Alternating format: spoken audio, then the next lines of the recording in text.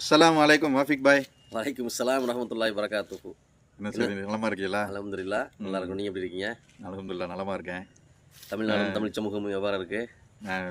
நம்ம தமிழ் சமூகம் எப்பவும் போல அறியாமையில தான் இருக்குது. சரி. 26ல் தான் தெரியும் நம்ம தமிழ் சமூகம் விழிச்சிருக்கா இல்லை இன்னமும் தூங்கிக்கிட்டு தான் கிடக்குதா அப்படின்னு சொல்லிட்டு.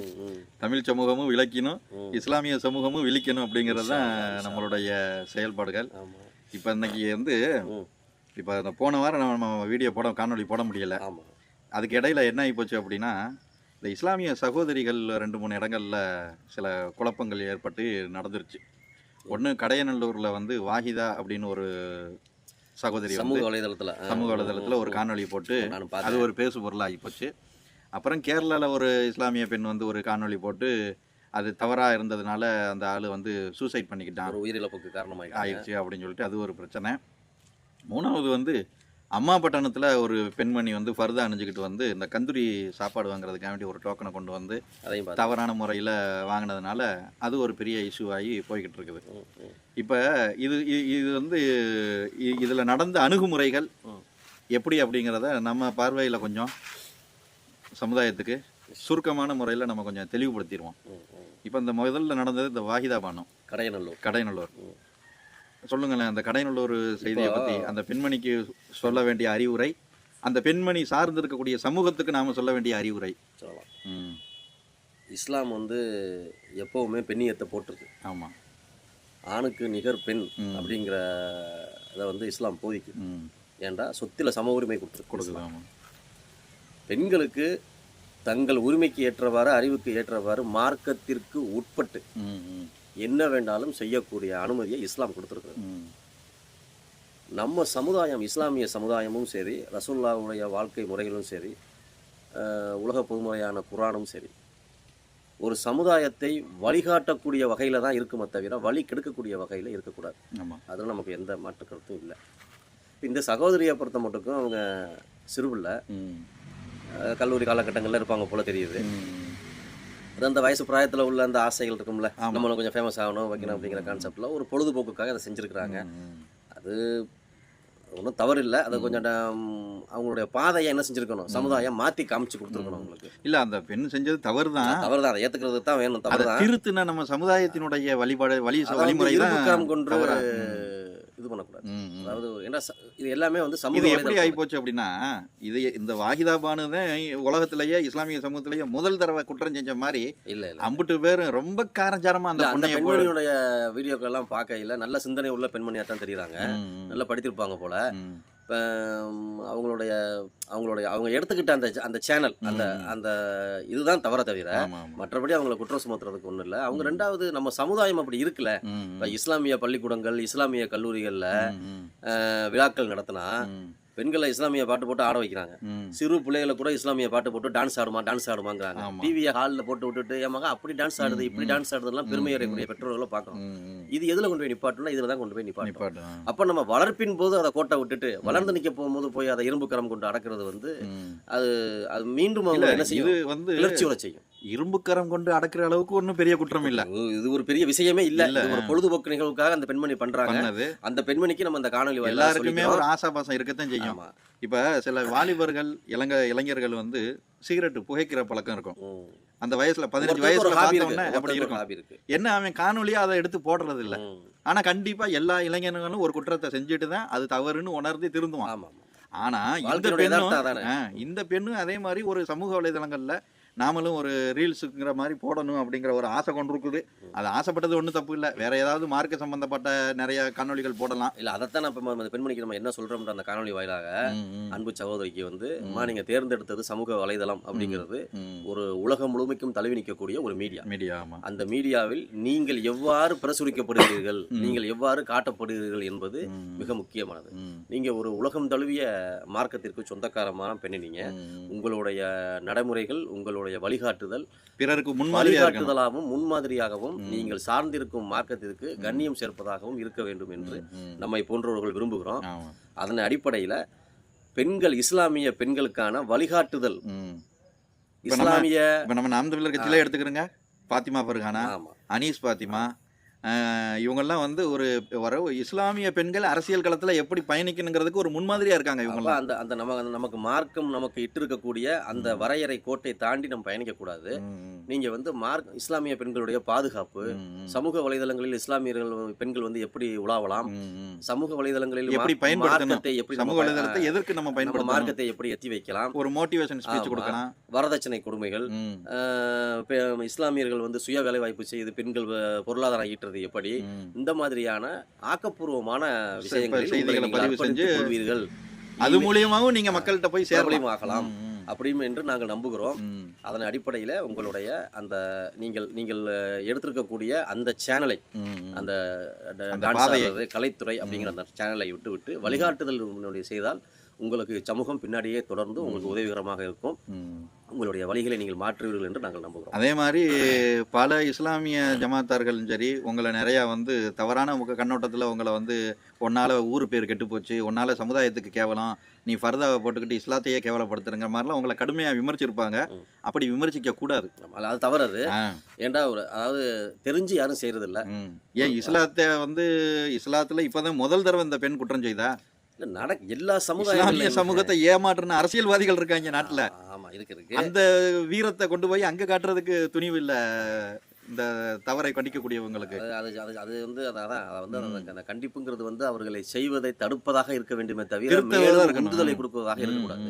அது சமூக வலைதளங்கள்ல அப்படி நம்ம பாக்குறோம். அதுக்கு நம்ம வருத்தப்படுறோம். என்ன அது கொச்சையான வார்த்தையே, நீ எல்லாம் முஸ்லீம் ஆடி, நீ எல்லாம் பொம்பளை ஆடி, அவளை இவளை இப்படி எல்லாம் பேசினா அந்த பெண்ணுக்கு என்ன தோணும்? நான் அப்படித்தான்டா செய்வேன். ஆமா, அப்ப அது தவறு. அப்படி நபியினுடைய வழிமுறையே அது கிடையாது. ஒருத்தவங்க ரசூல் நபி அவர்களுடைய காலத்துல வந்து பள்ளிவாசலுக்குள்ள ஒருத்தர் வந்து மலம் கழிச்சிடுறாரு, வேறு மாற்று சமயத்தை சார்ந்தவர். அப்போ நபித்தோழர்கள்லாம் கோவப்பட்டு அவரை போய் தாக்குறதுக்கு முயற்சிக்கும் போது நபிகள் நாயகன்வாங்க, ஏய் அதெல்லாம் செய்யக்கூடாது, அவர் என்ன செய்யணுமோ சிறுநீர் கழிச்சிட்டு போகட்டும், நம்ம அதை சுத்தம் பண்ணிக்கிறோம்னு சொல்லிட்டு அவ்வளவு பள்ளிவாசல் தொழுகுமிடம் அங்கேயே நபிகள் நாயகம் சகிப்புத்தன்மையை கடைபிடிச்சிருக்காங்க. அப்படின்னா இது சாதாரண சமூக வலைதளத்தில் நடந்த ஒரு சின்ன கால் தூசி தவறு. இதுக்கு போய் நாய் பரன்ற மாதிரி இல்லை, இந்த ஓனாய் உழுகிற மாதிரி உளுந்து அந்த சகோதரி மேலே தாக்குதல் நடத்த வேண்டிய அவசியம் இல்லை. அந்த சமூக தளத்தில் தன்னை வந்து ஒரு கமாண்ட் போட்டாலே நம்ம தன்னை வந்து சமூக சீர்திருத்தவாரி என்று எண்ணிக்கொள்ளுகிற அறியாமையின் மக்கள் செய்கிறது. இது படித்தவர்கள், உணர்ந்தவர்கள், கற்றறிந்தவர்கள் இதை செய்ய மாட்டாங்க. இருந்தாலும் அதுக்கு நம்ம வருத்தப்படுறோம். அந்த பெண்மணிக்கு நம்ம இப்படி ஒரு கோரிக்கையை வைக்கிறோம். அவங்க எதிர்காலங்களில் தன்னை மற்றவர்கள் உங்கள்கிட்ட அணுகிற மாதிரி நாங்கள் அணுகலை. எங்களுடைய கோரிக்கை செய்யுங்க. இணையதளத்தில் நீங்க மக்களுக்கு பயனுள்ள தகவல்களை இணையதளத்தில் நீங்க பதிவு செய்யுங்க. அது வந்து பிறரை வழிகாட்டுதலாக இருக்க வேண்டும் தவிர பிறரை வழிகெடுத்துதலாக இருக்கக்கூடாதுங்கிறதுல தான் நம்ம கவனமா இருக்கணும். நீங்கள் எவ்வாறு இந்த உலகத்திற்கு காட்டப்படுகிறீர்கள் என்பது மிக முக்கியமானது. அதுக்கு உங்களுக்கு யாரும் ரோல் மாடல் இல்லைன்னா நாம் தமிழர் கட்சியை கொஞ்சம் பாருங்க. அங்கே இஸ்லாமிய பெண்கள் எப்படிலாம் வந்து அரசியலில் பயணிக்கிறாங்கங்கிறத பார்த்து நீங்கள் ஒரு ரோல் மாடலாக எடுத்து நீங்கள் இதில் தான் பயணிக்கணும்னு அவசியம் இல்லை, இது மாதிரி உங்களுக்கு பிடிச்ச நல்ல துறைகளில் பயணிங்கிறத அந்த சமூகத்துக்கு எடுத்துக்கிறோம். அதே மாதிரி இஸ்லாமிய சமூகத்துக்கும் நம்ம சொல்ல வேண்டியது, எந்த தவறு எப்படிப்பட்டதுங்கிறத தெரிஞ்சுக்கிட்டு போய் தப்பை திருத்துங்கப்பா. சும்மா ஒரு பொம்பளை பிள்ளைங்கிறதுனால உன் வீரத்தை கொண்டு போய் அங்கே காட்டாத. இது அதே மாதிரி தான் இப்போ அம்மா பட்டணத்தில் நடந்த ஒரு விஷயம். ஒரு பெண்மணி வந்து ஒரு டோக்கன், இது கந்தூரிக்கு நம்ம டோக்கன் கொடுப்பாங்கல்ல, அதை ஜெராக்ஸ் எடுத்துகிட்டு வந்து தவறுதெல்லாம் இன்னொரு பொட்டெல்லாம் வாங்குறதுக்காக வேண்டி யூஸ் பண்ணியிருக்கும் போல். அங்கே ஒரு 15-20 ஆண்கள் நின்றுக்கிட்டு, அதுவும் அந்த அம்மாவுடைய வயசை பார்க்க போகும்போது ஒரு 50-55 வயசு இருக்கும் போல், இந்த சோத்தை வாங்கிட்டு போய் அந்த அம்மா என்ன வாங்கினே போகுது? அந்த சோத்துக்கு கையேந்திர நிலைமைக்குள்ள இந்த இஸ்லாமிய சமூகம் ஏழைகளை வச்சிருக்கு அப்படின்னா, இந்த இஸ்லாமிய தலைவர்கள் இந்த சமூகத்தை வந்து சோத்துக்கு கையேந்திர நிலைமைக்கு ஆளாக்கிட்டாங்க அப்படின்னா, இதனுடைய குற்றவாளிகள் யாரா? அந்த பசிக்கு டோக்கனை ஜெராக்ஸ் எடுத்து தெரிஞ்சுவாரு அந்த பெண் இல்லை குற்றவாளி. இந்த சமுதாயத்தை சோத்துக்கு கையேந்திர நிலைமைக்கு ஆளாக்கி வச்சிருக்கீங்க பாரு, இந்த சமூகத்தினுடைய தலைவர்கள் நீங்கள் தான் குற்றவாளி. இல்லை, இது இந்த தவறுக்கு வந்து அந்த பெண்ணுடைய ஹிஜாபை வந்து அந்த பெண்ணை வந்து அடித்தாங்க. அந்த காசு காப்பு கிளட்டி உன் முகத்தை காட்டு, நீ யாரு என்ன ஏது அப்படின்னு சொல்லிட்டு இந்த வீர பாராளுமன்றத்தில் கேட்டிருக்கலாம். பள்ளிவாசலையும் வீடுகளையும் இடிக்க வந்த அந்த தாசில்தார்கிட்ட அந்த வீரத்தை காட்டியிருக்கலாம். வேண்டி வந்த ஒரு பெண்ணிட்ட போய் நம்ம இந்த மாதிரி காட்டு மிராண்டி மார்க்கமற்ற நபர்களை தூக்கி ஜமாத்துகளில் வைக்கிறதுனால, நிர்வாகங்களில் வைக்கிறதுனால, இது உண்மையிலேயே நபி வழியா நடந்துக்கிறதா இருந்தால் அந்த பெண்மணியிடம் கூட ஒரு சாப்பாட்டு பொருளத்தை கொடுத்து விட்டுட்டு அவங்கள வந்து அந்த பிரச்சனையை சால்வ் பண்ணாமல் இளமறை காயாமல் அவங்களை நகர்த்தி விட்டுருக்கணும். அதுதான் நபி வழி சொல்லுவாங்க. நம்ம ஊர்லயுமே உங்களுக்கு தெரியும், முசாஃபருங்கிற பேர்ல குழந்தை கடத்துறவங்க வர்றாங்க, திருடிட்டு போறவங்க வர்றாங்க. அவங்களெல்லாம் கண்டிச்சு வச்சு நம்ம கண்டிக்கணும்னா அவங்கெல்லாம் ரொம்ப கொடூரமான செயல் செய்கிறவங்க தான் பிச்சைக்காரங்கிற வேஷத்தில் வர்றாங்க. ஆமாம் ஆமாம். பாதி பேர் வந்து இஸ்லாமிய அடையாளத்தோட வர்றாங்க, பர்தா போட்டுக்கிட்டு வர்றாங்க, பாதி பேர் உண்மையாகவே வர்றாங்க. இப்போ இந்த மாதிரியான நிகழ்வுகள்னால தான் இப்போ என்ன நடக்குது அப்படின்னு கேட்டால், கேரளாவில் வந்து ஒரு சட்டம் இயற்றப்படுறாங்க. அதாவது மருத்துவமனைக்கு வர்றவங்கன்னு நினைக்கிறேன், நான் சரியாக சொல்கிறேன், நான் சொல்கிறது சரியாக இருந்தால், ஞாபகம் சரியாக இருந்தால், மருத்துவமனைக்கு வருகிறவர்கள் வந்து புர்கா அணிந்து வரக்கூடாது. ஏண்டா எங்களால் வந்து யார் வர்றா யார் போகிறான்னு மானிட்டர் பண்ண முடியல, அதனால் குழந்தைகளுக்கு கடத்தல் அதிகமாக நடக்கிற மாதிரி இருக்குது. அதனால பர்தா அணிந்து கொண்டு ஹாஸ்பிட்டலுக்கு வரக்கூடாது அப்படின்ற ஒரு சட்டம் இயற்றப்படுறதாக ஒரு சமூக வலைதளங்களில் நான் பார்த்தேன். இல்லை, இதுக்கு ஒரு சீர்திருத்தம் கொண்டு வரணும் தான். இந்த இஸ்லாமிய மத அடையாளங்களை வச்சுக்கிட்டு கையேந்துறது, இந்த மாதிரி யாசகம் கேட்டு வர்றது, இதன் மூலியமாக தவறுகள் நடக்கிறதுக்கு வாய்ப்பு இருக்குது. ஆனா அப்படிப்பட்ட முசாஃபர்களை கூட நாம என்ன செய்யறது இல்லை, கண்டிக்கிறது இல்லை. போங்கம்மா, போயிட்டு வாங்கம்மா, ஆள் இல்லாமா அப்படின்னு சொல்லி தான் நம்ம அனுப்புவோம். நாகரிகமற்ற செயல். அந்த ஜமாத்தார்கள் எதுக்கு செஞ்சாங்கிறது தெரியல. ஒரு பெரிய பெரிய இழப்பு இல்லை. ஒரு பொட்டலம் சாப்பாடுங்கிறது வந்து ஒரு பெரிய விஷயமே இல்லை. உண்மைதான். அதில் அந்த பெண்மணிக்கு தேவை இருந்து தான் செஞ்சுருப்பாங்க, இல்லைன்னா அதை செஞ்சிருக்க வேண்டிய அவசியம் இல்லை. அப்போ அது தேவை இருக்க போகும்போது செய்யும் போது இது எப்படி குற்றமாகும்? அதுக்கு என்ன செஞ்சுருக்கணும், கூட ஒரு சாப்பாடு பொருளத்தை கொடுத்து சத்தம் இல்லாமல் அனுப்பிச்சி விட்டுருக்கலாம். அதை போட்டு பரதாவை கிழிச்சு மூஞ்சியை காட்டி இந்த முகத்துக்கு அவங்க முகத்தை காட்டி என்ன சாதிக்க போகிறது? என்ன நீதி வாங்கி கொடுக்க போறீங்க? வாழக்கூடிய அந்த பெண்மணியுடைய முகத்தை காட்டி நீ எதை சாதிக்க போற? முகத்திரையை கிழிச்சு நீ எதை சாதிக்க போற? ஜமாத்தில் எவ்வளவோ ஊழல் நடக்குது. அனாதை சொத்துக்களை வந்து புறம்போக்கு பள்ளிவாசல் சொத்துக்கள் சூறையாடப்படுது. வக்ஃபு சொத்துக்களை திருடி வச்சிருக்கேன், அவனை போய் கண்டிக்க முடியல. ஒரு பெண்மணிட்ட இதுதான் அதை வந்து மார்க்கம் தெரியாதவர்களை கொண்டு வந்து தலைவர் பீடங்களை உட்கார வைக்கிறதுனால வரக்கூடிய சிக்கல்கள் இது.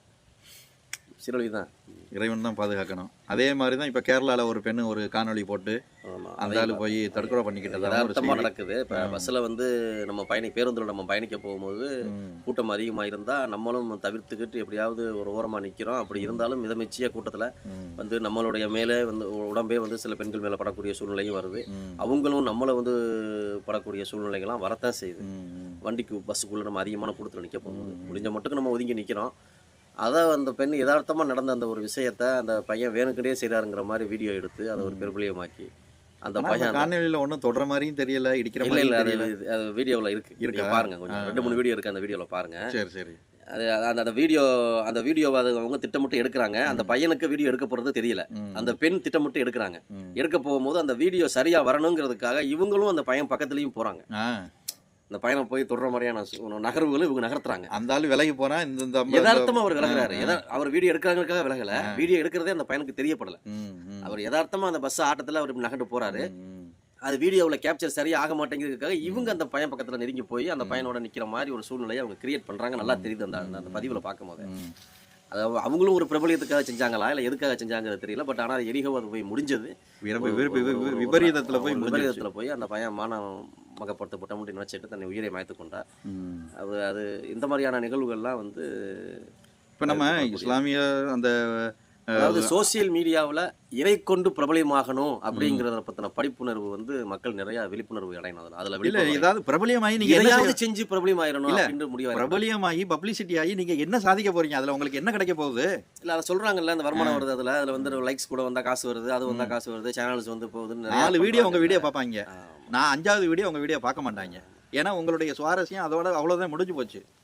அதனால அதை வந்து எதை பிரபலியப்படுத்தணும், எதன் மூலியமாக நம்ம வந்து நம்ம பிரபலியம் ஆகணுங்கிறத வந்து பெண்கள், வீடியோ போடுற பெண்கள் ஆண்களும் சரி அதை வந்து ரொம்ப தெளிவாக யோசிச்சு முடிவு எடுக்கணும். முதல்ல இந்த கையில் ஃபோன் இருக்குங்கிறதுக்காக வேண்டி கண்டதையும் வீடியோ எடுத்து பதிவு செய்கிறத முதல்ல நிப்பாட்டுங்க.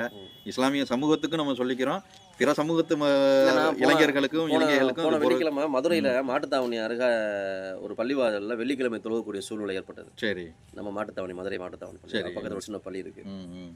அதில் வந்து ஒரு ஆலிம் பயான் பண்ணார். சரி, என்ன பயான் பண்ணார் அப்படின்னு கேட்டால், அதாவது உண்மையற்ற பொய்மை செய்திகளை ஆதாரமின்றி அதை வந்து என்ன செய்யறது வலைத்தளங்கள்ல பரவ விடுறது, அதாவது பொய்யான தகவல்களை புரபகண்டா பண்றது. இது வந்து இஸ்லாத்தில் வந்து ஹராமாக்கப்பட்ட ஒரு செய்தி.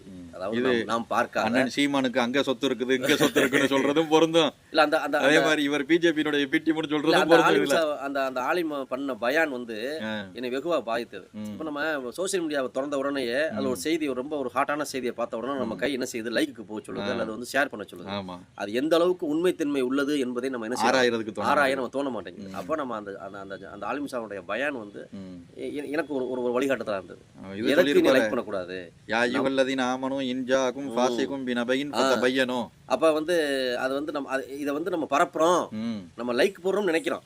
ஆனா இதை வந்து நம்ம பரப்புறோம், அந்த விஷயத்துல நம்ம உடன்படுறோம், அதை நம்ம ஏற்கிறோம், நம்புறோம்னு அர்த்தம் அது.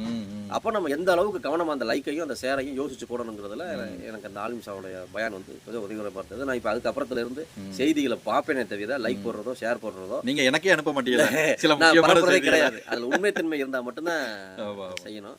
அதுதான் அது இஸ்லாத்துல வந்து அது ஹராம் செய்யப்பட்டிருக்குன்றே அவர் சொல்றாரு.